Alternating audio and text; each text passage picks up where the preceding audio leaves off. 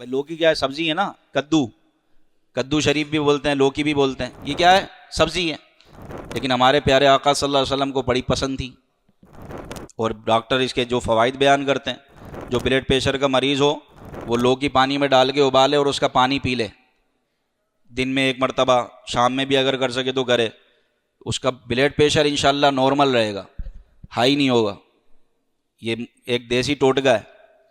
یعنی جو لوکی ہے، لوکی جس کا بلڈ پریشر ابھی سردیوں میں پریشان کرتا ہے بلڈ پریشر لوگوں کو بہت، کیونکہ ہم کھا پی کے بیٹھ جاتے ہیں، چلنا پھرنا ہوتا نہیں ہے، پسینہ نکلتا نہیں ہے، پھر اوپر سے پانی بھی کم پیتے ہیں.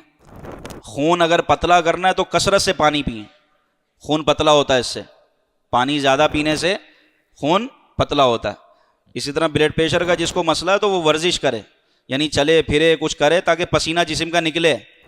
سردیوں میں بلڈ پریشر کا مسئلہ رہتا ہے، ورنہ کم از کم یہ اپنے ڈاکٹر سے، حکیم سے پوچھ کر یہ آپ کر سکتے ہیں کہ لوکی شریف اس کو کاٹ کر، چھیل کر، کاٹ کے کچھ پیس بنا کے پانی میں ڈال کے ابالیں.